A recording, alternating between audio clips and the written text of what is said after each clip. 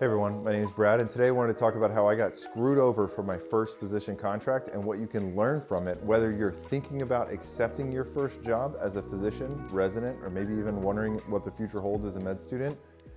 Or if you're a business owner like me, how you can write your contracts to be favorable to your physicians and not screw them over like I got screwed. Stay tuned, it's gonna get interesting. I graduated from a Texas residency program and decided to actually work in Texas as well. The mistake that I made is not only did I interview at a hospitalist group that had a reputation of a very high turnover, but when I went into it, they basically made it sound like they had so many applicants for this position that they didn't need me, that they didn't necessarily need to even negotiate with me. They said it's a take it or leave it. We have so many people who want to work with us. That's the job. That should have been my first red flags. When I went to try to negotiate my contract, there was a very important clause in that contract. That clause specifically stated that at the time of buy-in, my buy-in would be dictated by the group itself. What do I mean by that? So the way the contract was written is that it said, at the time of buy-in, 2 years after employment, employee shall buy in at current market valuation at the time of buy-in. And there were some other clauses in there that basically said they were going to value the buy-in. I tried to push back. My lawyer actually warned me about it. Didn't listen to him in the beginning, but my lawyer warned me that this may be a problem in the future, that they could set whatever valuation they did and wanted to. And they sure as hell did that. When it came time for buy-in, I busted my butt. I probably made them millions of dollars working my butt off for them. And they took the valuation all the way from about $15,000 or $20,000 is what they verbally quoted me when I started working for them, all the way up to about $80,000. Not only that, the buy-in got even worse. So you had no tail with this hospitalist group unless you bought in. And when you bought in, you got all of your shares back whenever you left, meaning whatever you bought in for, you basically got that money back upon exit. Both those things totally gone with the new buy-in. So not only was the buy-in higher, but I potentially couldn't sell my shares at that same rate. I had to sell them now at a significant discount when I left the group. And tail wasn't always guaranteed. I needed to stay an additional amount of time to get tail insurance. So I remember going to the CEO at this time and saying, look, this isn't gonna fly. I can't buy in at this valuation. There's too many unknowns. Also, the hospitalist group just lost the contract with the hospital itself. And I'll never forget that I had a life-changing moment, which honestly propelled me into owning my own clinic at this point in time. I sat down with not the CEO, but the guy who used to be the CEO, and we had a meeting together, and he basically said, you know, Brad, there are new hires that are willing to accept pennies on the dollar, and they're gonna continue making us an insane amount of money. And he basically called me an idiot for accepting the old job that I did, that there's a bunch of idiots out there that'll accept this job. They've got no shortage of these people willing to work for them. And then I asked him, I said, what's your plan? We just lost the contract as the main hospitalist group for this hospital.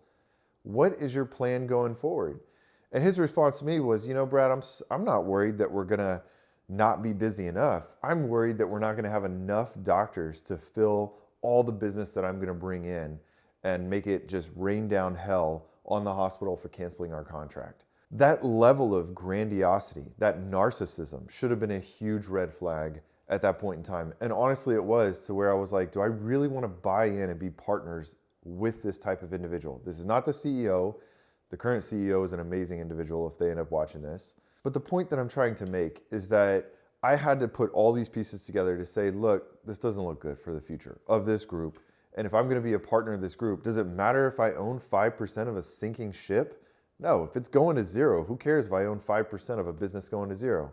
And spoiler alert, that's exactly what this business ended up doing. Team Health, multi-billion-dollar group, ended up coming in, snatching the contract for the hospital. The way they did it is, as a hospitalist group, you don't make enough money to usually pay everything just by RVU-based billing. So you get a fee for taking 24/7 call from the hospital. Let's call it $1 million a year that the hospital comes in and pays the hospitalist group to take all the call and meet all the metrics that the hospital puts out in front of it. Well, Team Health came in and supposedly said, we'll do that job for free. We'll take $0. And that's how they snatched the contract out from under our group. I could have bought in and got royally screwed if I would have went from that verbal offer of $20,000 to $80,000. I would have paid $80,000. And then now the company is essentially worth $0. My friend just left this company, the one that I used to work for, and they're supposed to pay him out his shares upon leaving. He said that they're doing so iffy financially that now they're paying it out over 2 years on a payment plan. When your group has to pay you on a payment plan to pay you back for like $20,000, that's a problem. That's a huge red flag. Look, this is no ill will towards the doctors that are still with that group.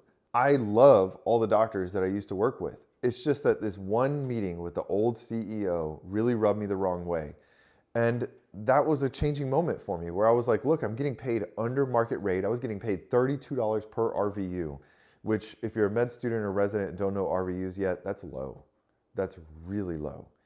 And I was billing for about 10,000 RVUs a year. So I was making the hospital and this hospitalist group an insane amount of money, well above $32 what they're getting paid per RVU. I know that because I own a business. And your overhead's super low because I don't have an office. My office is in the hospital. They literally are just paying malpractice, my salary, and then a secretary to help credential me and make sure I get re-credentialed. When you go into a contract, know how you can get screwed. Because I'll tell you what, it was a blessing and a curse in disguise. If I would have bought into this, I would have lost my butt financially. And this wake-up call of me not buying into it really had me reevaluate, what do I want to do with my life in the future? And then that's when I sat next to the general surgeon and said, I'm thinking of doing primary care. And he said, look, I got an office. I'm always in the OR. It could be a win-win. If you sublease from me, you can just slap your name on the door and use my staff.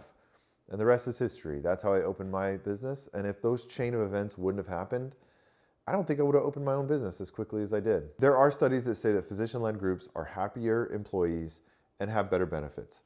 That definitely seems to be true. However, look at the leadership, look at the turnover. If the leadership seems to be a narcissist, and if there's red flags with tons of turnover, you might want to run from that job. All right, you guys, that's enough on this topic today. Think very hard about, if you're an employer, how you're going to write your contracts to protect yourself. And also, if you're an employee, think about how you can totally get screwed out of a contract. One guy I wanted to hire for down south that we were going to open a clinic, he had a buyout clause for his non-compete. And that buyout clause, $1 million. $1 million for primary care is a joke. You're never going to buy that out. Now he's got to wait 2 years until that non-compete's done because he doesn't want to go through a nasty lawsuit.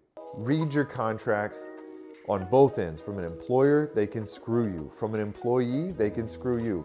Whoever writes the contract holds most of the power. Always remember that. All right, you guys. See y'all next time. Later.